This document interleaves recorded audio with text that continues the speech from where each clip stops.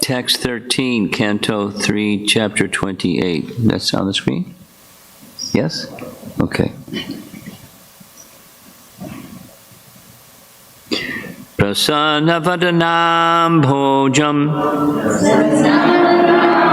Padmagarbha rune Krishnam Nilotpaladala Shyamam Shankachakre Gadadaram Prasanavadanam bhojam Padmagarbha nurekshanam Nilotpaladala Shyamam Shankachakra Gadadaram Prasanavadanam bhojam Prasanavadanam bhojam Madharvarunekshanam Nilotpaladala Syamam Nilotpaladala Shyamam Shankachakra Gadadaram Prasanavadanam bhojam Padmagarbha nurekshanam Nilotpaladala Shyamam Shankachakra Gadadaram. Premananda.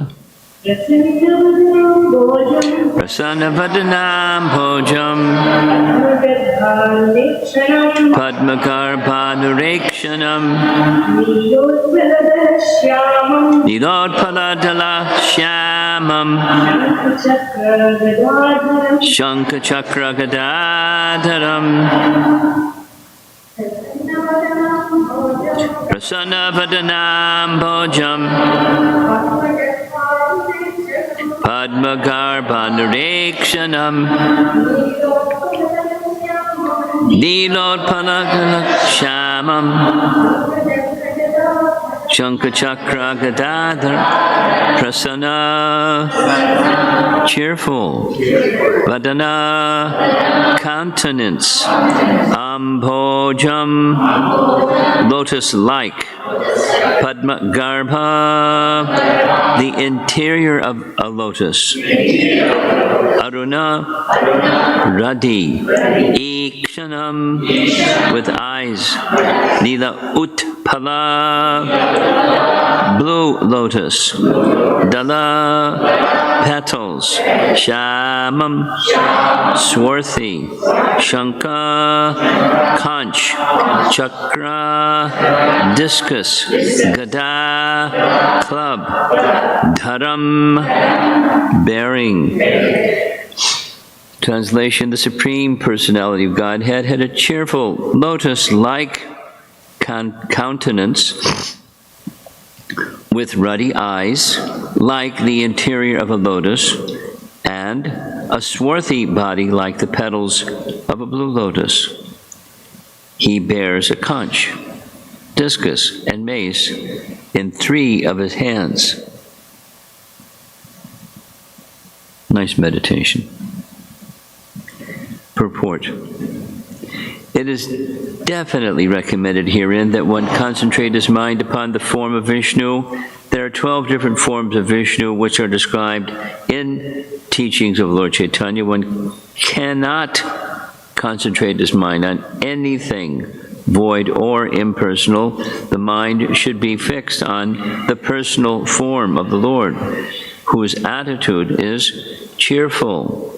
As described in this verse, Bhagavad Gita states that meditation on the impersonal or void features is very troublesome to the meditator. Those who are attached to the impersonal or void features of meditation have to undergo a difficult process because we're not accustomed to concentrating our minds upon anything impersonal. Actually, such concentration is not even possible. Bhagavad Gita also confirms that one should concentrate his mind on the personality of Godhead. Purport, a paragraph. The color of the personality of Godhead, Krishna, is described here as Nilotpala Dala, meaning that it is like that of a lotus flower with petals tinted blue and white. People always ask why Krishna is blue. The color of the Lord has not been imagined by an artist. It is described in authoritative scriptures. In the Brahma Samhita also, the color of Krishna's body is compared to that of a bluish cloud. The color of the Lord is not poetical imagination. There are authoritative descriptions in the Brahma Samhita, Srimad Bhagavatam, Bhagavad Gita, and many of the Puranas of the Lord's body, his weapons, and all other paraphernalia. The Lord's appearance is described here as Padma Garbhanurekshanam. His eyes resemble the inside of a lotus flower, and in his forehands, it only describes 3 in the verse.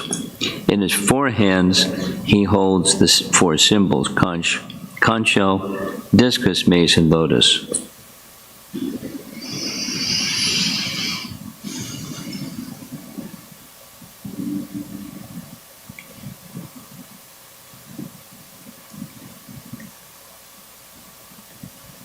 Kapila's instructions on devotional service.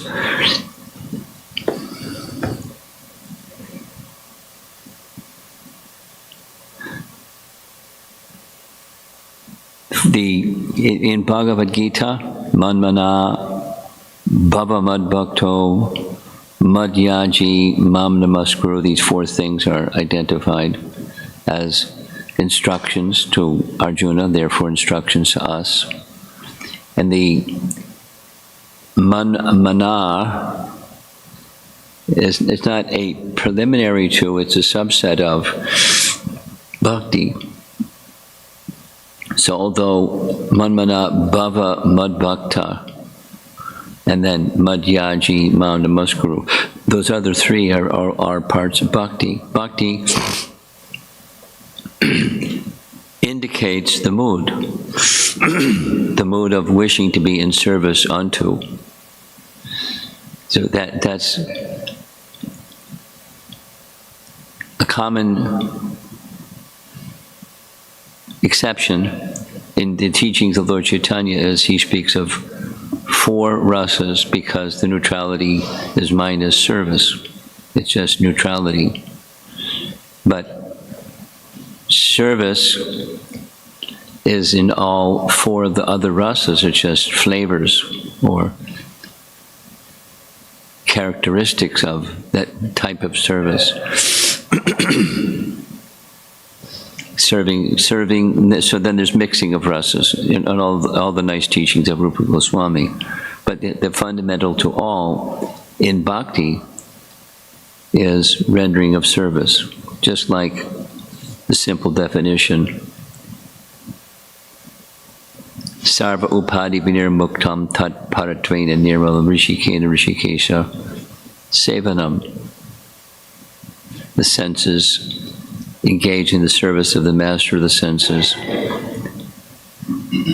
These examples that Prabhupada gives are really easy to understand, and it's easy to just like hear them and not really meditate on what he's saying. But so, like the hand is meant to serve the body. The hand, a hand that's disconnected from the body, is a diseased condition, or it's like dysfunctional. But when the hand is connected to the body, of course there can be a disease where the hand can't do much, but the hand is meant for serving the body. The part is meant for serving the whole. So, Bhaktir Uttama, the rendering of service by the part to the whole, is bhakti.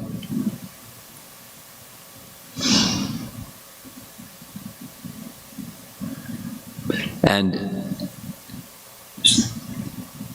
here, the form is being presented, and that's an essential part of devotional service. Devotional service unto whom? Supposing you don't have a clear idea of unto whom. There's a notional one. And theism is often notional. God, and so some basic God, the source of everything, the absolute truth, and so forth. The absolute truth, meaning that from which all other things come. That's the absolute truth. So service to that, because we're parts of that, and the part is meant to serve the whole, as the hand is meant to serve the body. We're meant to serve the Supreme. And so part of service is fixing one's mind on the object. Say it negatively. Without fixing your mind on the object, how are you going to be engaged in service? You know, it's notional or emotional, but there's no substance. It's not substantial. And so, wavering of the mind and the intentions of life and everything that to say the least, it's incomplete. Or saying it is stronger, it's not possible. 3 times Prabhupada is saying, meditation on the void. But there's no such thing. How do you meditate on the no such thing? There's no such thing. There's no such thing. Like as the Mayavadis say, Brahman Satya Jagat Mithya. So that, it's the Jagat is not false. The universe, that which is manifest from the source of everything, is not false. It's just not the source of everything. And it has its connection with the source of everything. But what is it that doesn't have a connection with the source of everything? You catch the logic? What is it that is not connected to the source of everything? It doesn't exist, because the source of everything includes everything. And there's something that's not connected to the source of everything. It doesn't exist. And how do you meditate on that which doesn't exist? Nice try.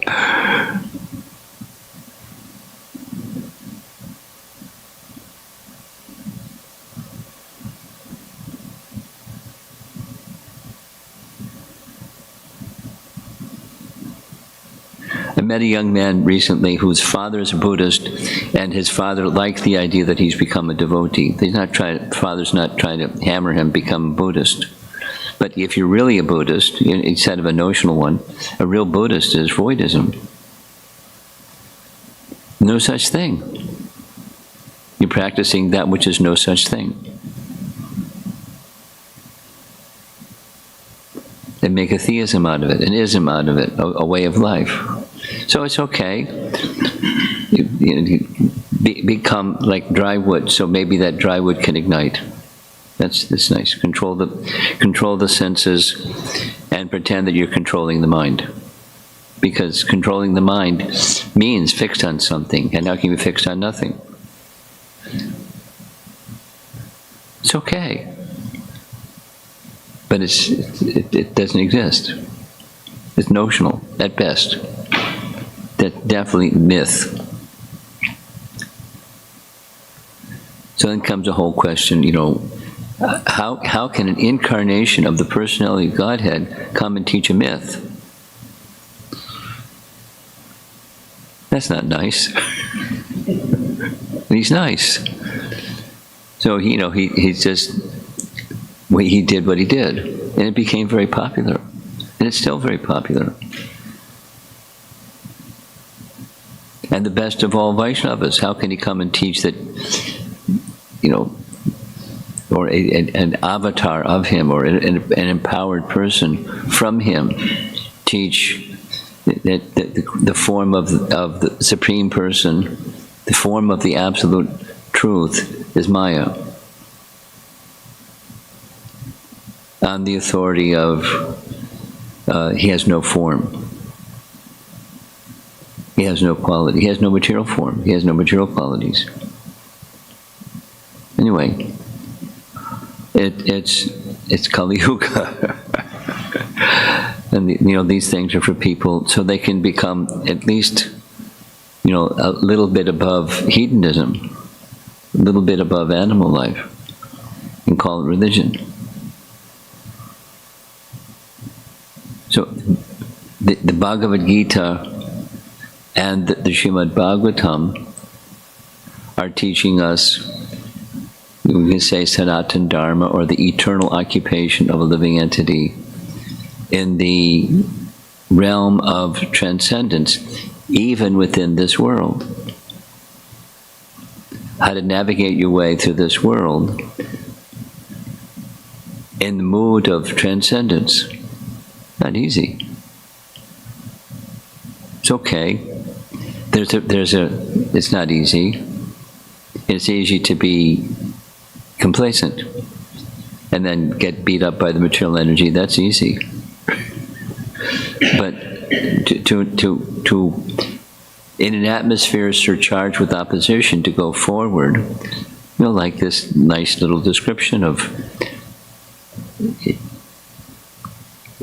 Kapila Deva speaking to his mother.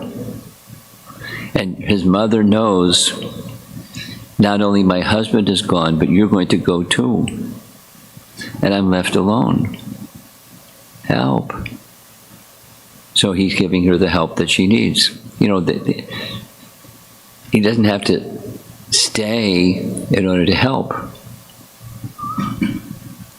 But if the right teachings are there, then one can do what you're supposed to do for the platform of devotional service. And they're giving a whole range of things, that all the range of things, as knowledge of the Vedas, have a range of things, and the range of things lead to one thing. But supposing somebody's here, or supposing somebody's over there, but there's something to help them bring them to the conclusion, if they have the right teachers and the willingness to follow those qualified teachers.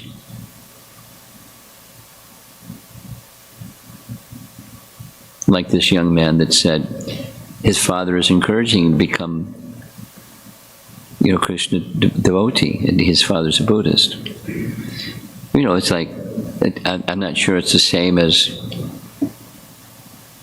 how a transcendentalist would encourage someone to become a transcendentalist. It's just, it's nice. Instead of being a hedonist, he's going to become a Krishna devotee. What is the understanding of the Buddhist father to encourage his son to become a Hare Krishna devotee? And, informally connected. His father's encouraging. That's nice. Maybe because the son becomes, and when the son becomes mature, he can help his father become, shift from Buddhism to somethingness instead of nothingness. And then start to understand and fix his mind on the form, like this verse.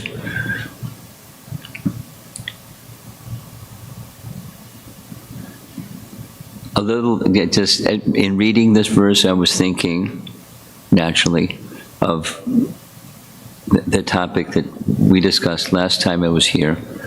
The very first verse of Brahma's prayers is a fantastic darshan, meditation upon Krishna's form and paraphernalia. And, it's very striking, it's very appealing. And it's different than just calling it somethingness, or what to speak of impersonal or void. Krishna's all attractive. And the features, even if one doesn't understand it, just hear it. And hear it, and hear it, and then it's purifying. It's elevating. It helps the mind become fixed, and then fix on the form, and then comes the rest of what's going to be discussed. The part serves the whole. The part has the mind, because the senses follow the mind.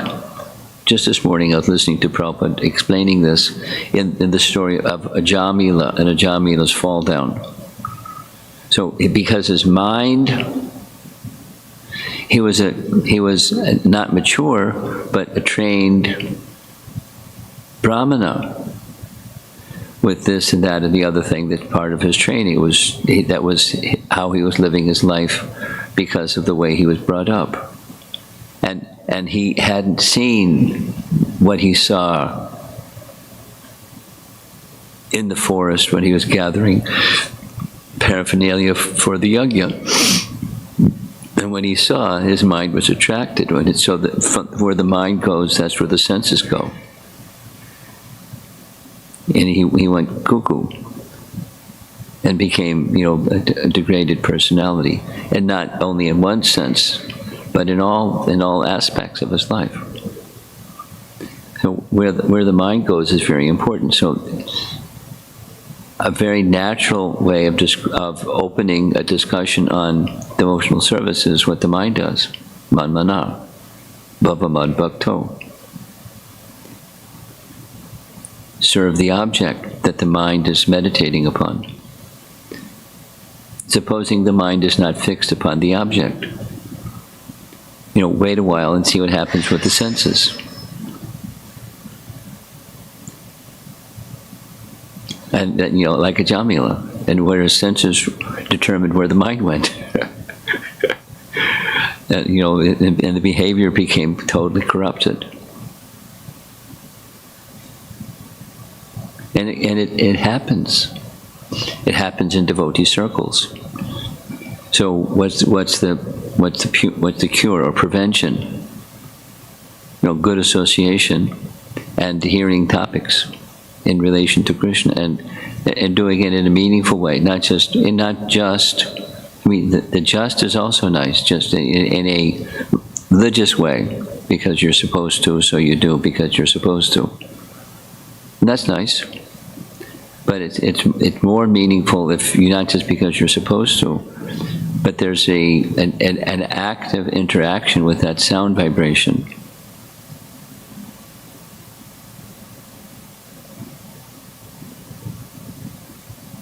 And that's effective. It's effective on 2 platforms, minimum. It cleanses the material and awakens the spiritual. And a symptom,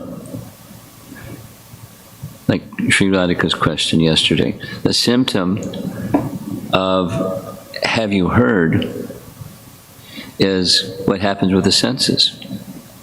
And what happens with the senses is not just regulation of, according to the codes of Dharma, but a waning of the affinity to engage the senses in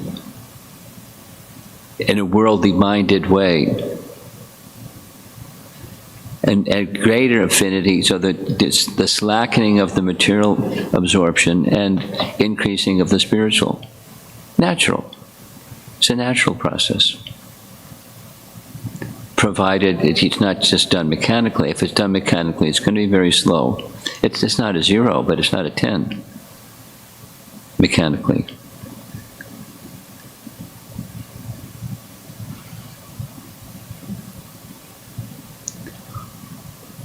So our interest is both the regulation of hearing Srimad Bhagavatam, for example, or chanting of japa, or engaging in kirtan, or serving the deity, or any of the other activities, but the qualitative, purposeful is one of the necessities for yoga practice. That there's a purpose, and there's a faith or confidence in that purpose. And one does in conjunction with that confidence or faith in the purpose.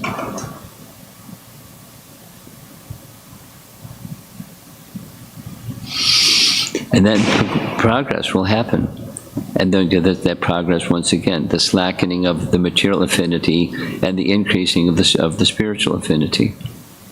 Or, symptoms of renunciation, or symptoms of detachment from even, the external regulations of, at very elevated stages of bhakti, one may, by so much absorption in devotion to Krishna, not pay attention to some detail of a regulation.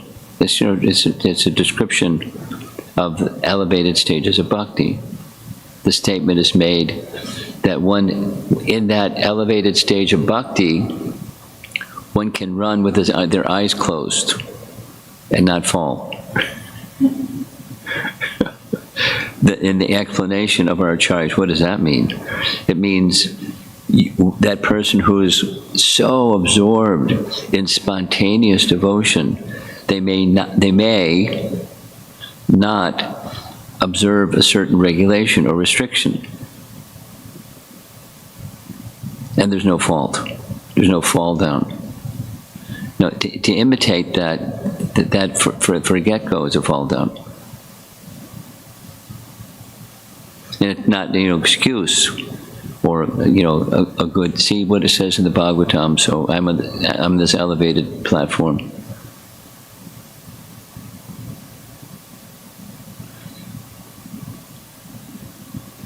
Shrutakirti, one of his Prabhupada said's stories was he was with Prabhupada in Los Angeles, and Prabhupada was chanting japa at his desk with his beads.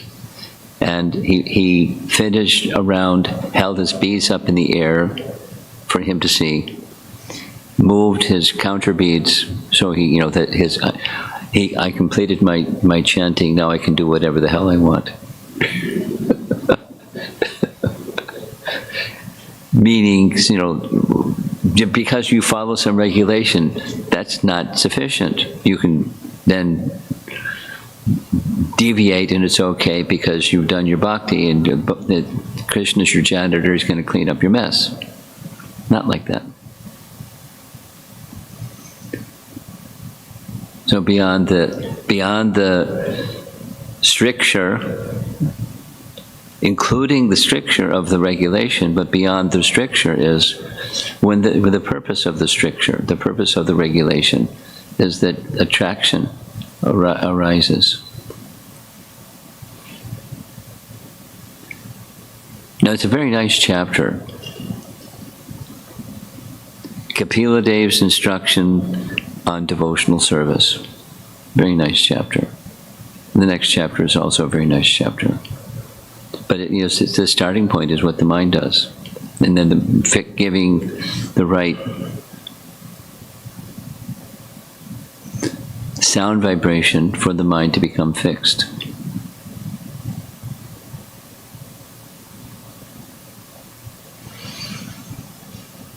In the right mood.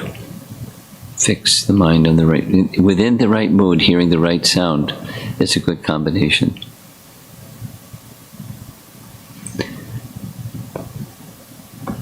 Okay, let's see if there's some comments.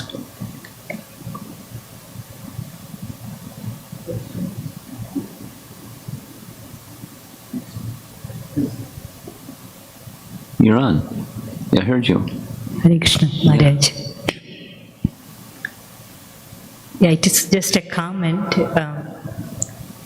He's going to adjust. You speak. He's going to adjust everything. Yeah.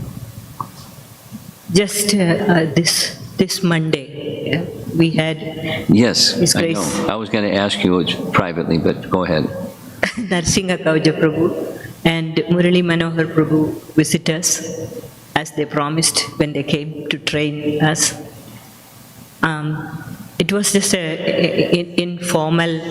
He just walked in and very casually he started his, it was an Ishtagoshti, and so he was very casually he started, but the topic was just this, inward focused practice of the worship of the deity. That was how he began the whole thing. And it was so to the point that anything and everything, the entire worship process of the deity, it just sunk in so deeply that without that, it's not the external, it is not the externals, it is the inward focused worship of the deity that which matters the most. And he put it in such a simple, nice way, very informally. And today everything that you spoke also is pointing towards that. I just thought I will share with you because it was a very, very nice experience having Narsinga Kavaja Prabhu and Murli Manohar Prabhu here.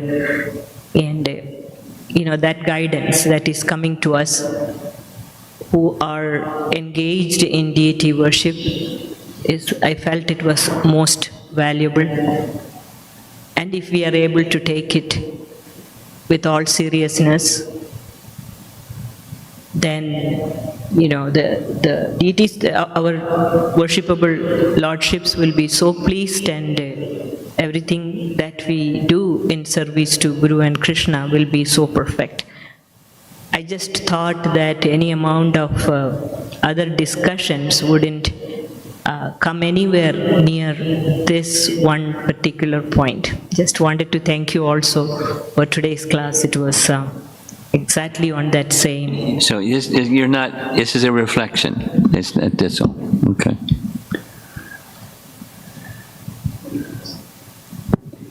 Because, just a comment on your reflection.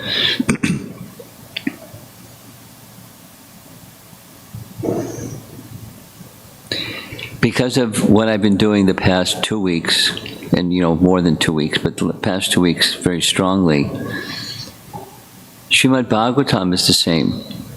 It's not minimizing the deity, but the commentaries on Srimad Bhagavatam just confirm what Padma says, that the 12 cantos of Srimad Bhagavatam is a manifestation of the body of the Supreme Lord, as the deity is the same. This canto, that canto, this limb, that limb, etc., etc. So meditation on the deity and meditation. So some persons have a greater affinity in this area or that area or another area, which is just fine and quite natural. Or combination, that's fine also. I'm just adding to your appreciation, the deity and kirtan and serving the devotees and so forth.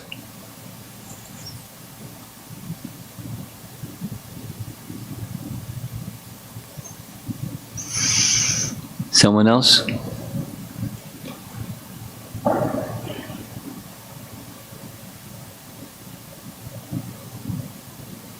Maharaj, it's very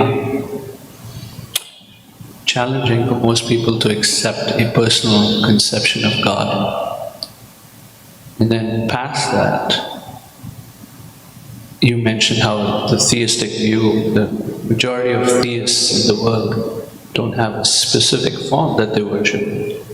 It's a nebulous idea of God. And then there's such specificity here in the Bhagavatam. Oh. We're told that this is what God looks like. And people are resistant to that. Yeah. What is it that makes us resistant to just receiving this as the form of God? Well, why are we here? Fundamentally. Rebellion.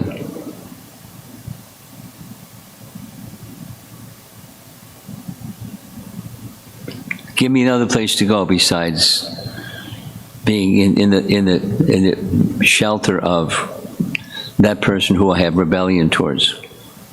It's, the spirit of being this, so say, both the rebellion and want to be the enjoyer. So that if it's not just notional, and I gotta accept this.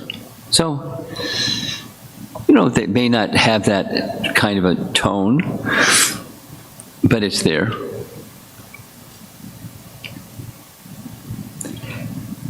And you can go spin out on the topic. For example, here's a little spin out. Back to the deity. Many persons, at least, from an Indian background, they like. And then, they may stand for a few moments or however long before the deity with folded hands and pray.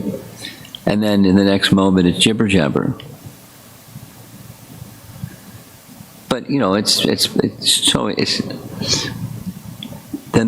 there's degrees of absorption. And then there's little rituals. Bring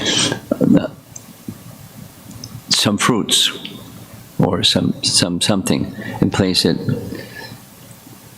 as an offering to the deity. So it's nice. Patram pushpam. It's the beginning. But how deep does it go? So in response to an aversion, that's people that don't have that in their blood or in their upbringing. And then there's younger generation persons that it's their families do. And they're like, so what? So that's your question. Why the indifference or difficulty? Absorption in something else, and this cuts across my absorption in something else. Darkness and light don't go well together. It's the progress of the age of Kali. And it's very powerful, very powerful. She's got everyone's head spinning in so many different ways. Anything but. That's what Maya does. You've seen the drama, The Age of Kali?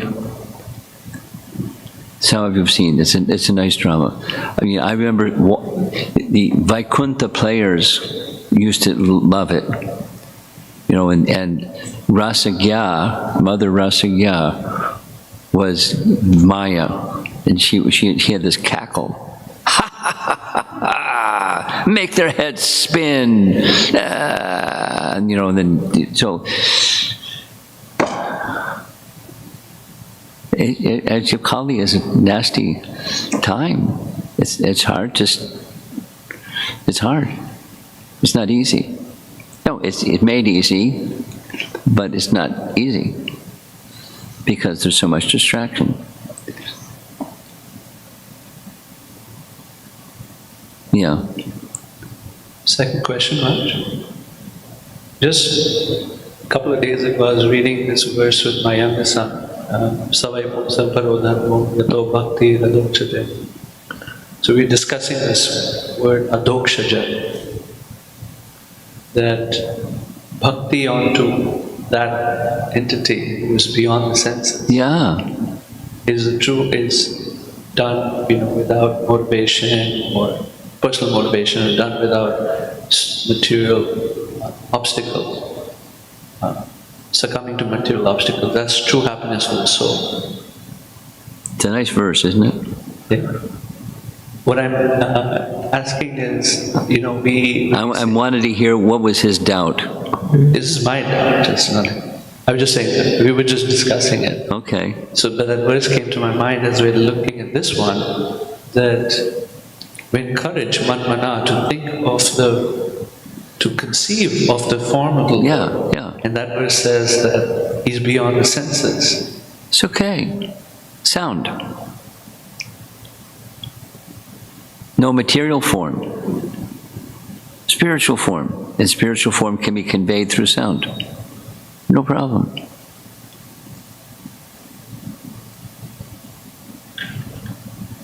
Now, that's another dimension of consciousness, because the dimension of consciousness is on the material or physical plane. Then comes the impersonal idea. He has no form. He has no qualities. But he has no material form, no material. So it's the transition between the material ear and the spiritual ear, the material mind and the spiritual mind. And so the spiritual sound can carry the mind to the spiritual platform. But there's this tendency to hear or see on a material platform because of conditioning. And therefore the juice, the rasa of exchange isn't the same. So one can do it on, one may or may not on a religious platform, but then the higher platform is the primary principle is through sound. Even with deity worship, it starts with Shravanam. More? Hare Krishna Maharaj. I've been studying 17th chapter of the Bhagavad Gita. 17? Yes. I've faith in the three modes. So, it says people who worship demigods with wanting something in return is goodness. People who worship demons is in passion, ghosts and spirits in ignorance. So there's faith that the Supreme is impersonal. Which is it in the three modes or beyond it? You want to know, is impersonal within the three modes or beyond it? That's your question? Well, there's varieties of impersonalists. It's not an impersonalist, it's all one.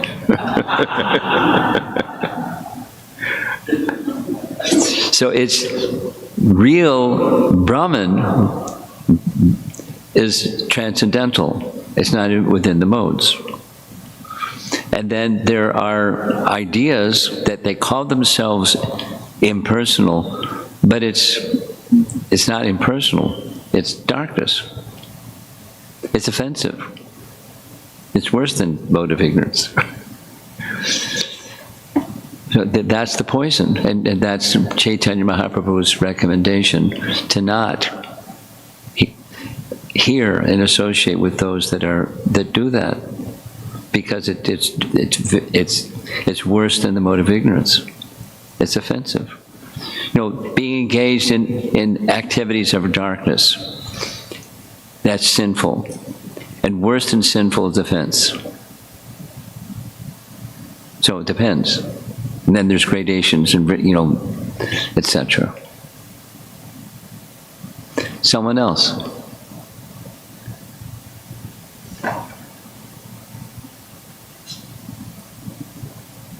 Hare Krishna. My question is about Shankaracharya. Whatever he preached, with a short span of time. Then at the end of his life, he at least he talked about the Bhaja Govindam song. I missed the last part. That speaker is... At the end of his life. At the end of his life. When he thought about the Bhaja Govindam, he wrote the song about Bhaja Govindam.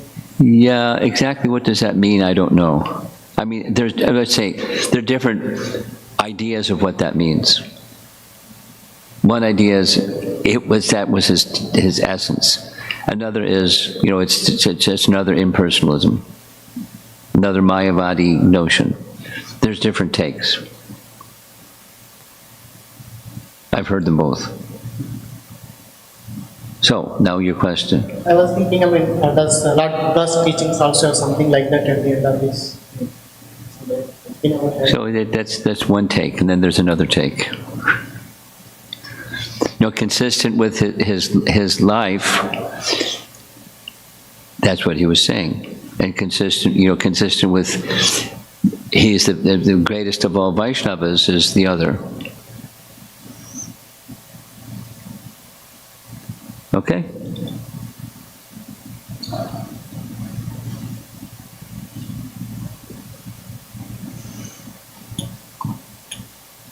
Raj, in the beginning of class, you mentioned that service is in all the rasas except neutrality. Yeah, that's one of the teachings. You've heard that before. And I'm confused because Whoa, really? in the spiritual world, everything is oriented. Everything is what? Oriented to serving Krishna. Okay. Even the rocks, the water.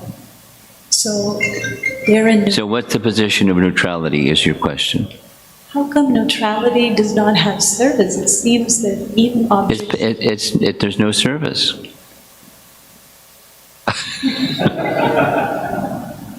Don't the rocks and water are also intending to serve Krishna? Okay, but then that moves into service. Not just with your mouth hanging open. Awe and veneration. It moves into service. So, but that is a relationship. It's a relationship of neutrality.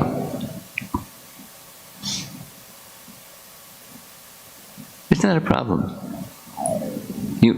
I would recommend for you to get further, find references that speak of the 4 instead of the 5, and what is written about the 4, not necessarily in why have they left number 5 out, but what is it about these 4? Because neutrality is neutrality.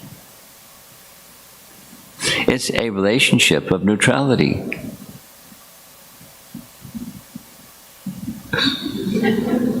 It's not a position of service. That therefore dasya is a position of service, is a starting, and dasya then continues through with all the other rasas because it's foundational. Neutrality is not service. Stargazing. You have something? No. Anyone else? Yes, over the back. Why don't you stand up and make, rather than have her run over to you. You can take it to the next person. Go ahead. I was wondering, when the conversation about the 3 modes of material nature came. The three modes of nature? Yeah. Yeah. What about them? How in all Shastra it's always described. Could you fix the volume? Go ahead. You talk and he'll fix. How in Shastra it's always described as the 3 modes of material nature that control us, but we're also described to have free will to choose Krishna. So I'm wondering what that capacity of free will is when we're under the control of. Your voice is breaking up. Can you repeat what he just said? I understood the question. We have free will and we're controlled by the modes of nature. What is this balance? How much free will do we actually have relative to how much we're controlled by the modes of nature? That's it? I didn't get that at all. I have to have a translator.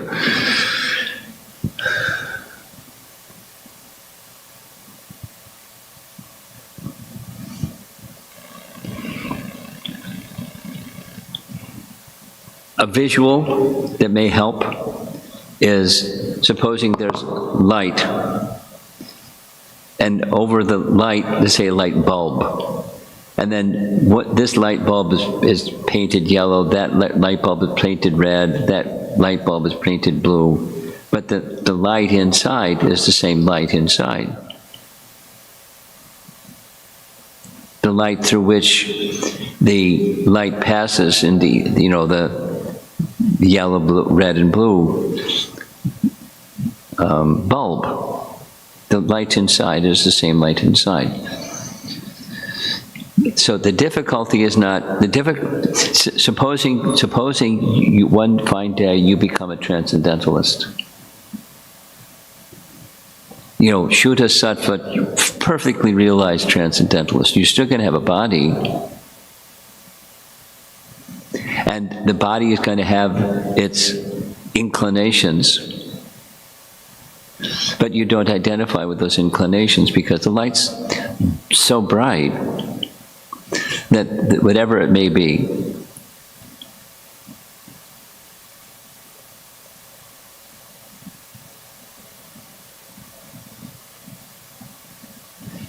the independence, we're dependent, we're dependent. So the position of independence is full dependence.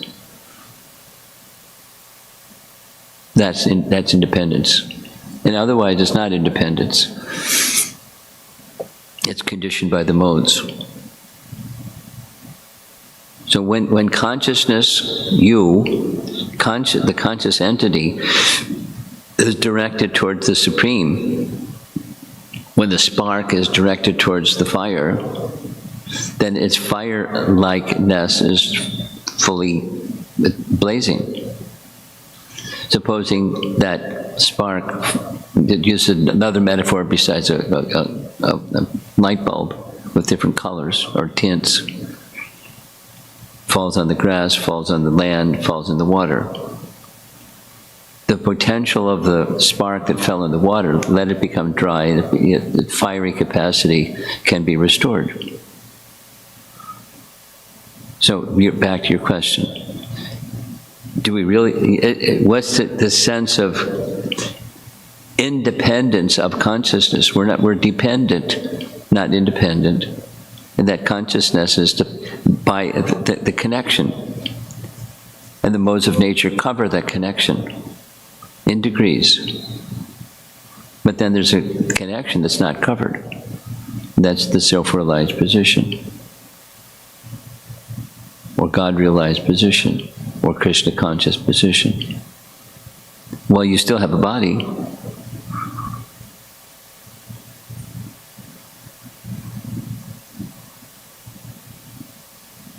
And then release from the body. You know, that there's all these wonderful descriptions of living entities leaving behind their body, and Vimana descends and takes them to the spiritual world. How I go? Chalo.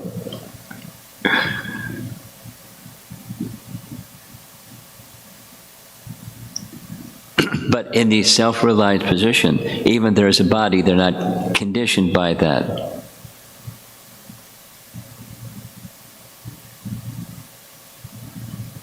They're restricted. Like, say somebody gets old, you know, their body doesn't do what it did when they were young, but their consciousness isn't impaired because their body can't do what it did when they were young. Their consciousness, when consciousness is fixed, it's beyond the temporary. When the consciousness is not fixed, it's governed by, eclipsed by the modes. Back to your question. There is a state where it's not. Even within the body. Yeah, keep going.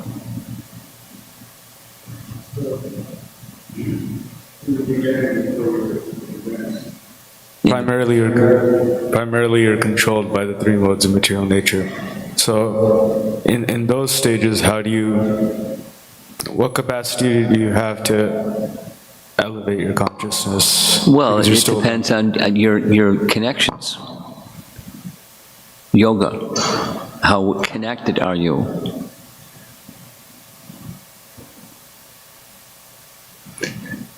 Here's a little example. Here's an electric wire, and you run 30 volts, 100 volts, 150 volts. It's the same wire. You follow?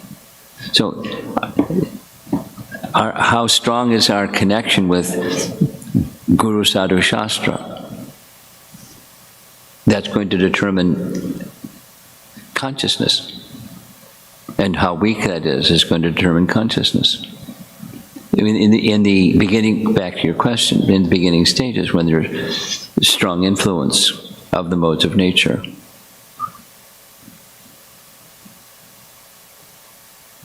Is that all right? think we should end. Srila Prabhupada Ki Jai.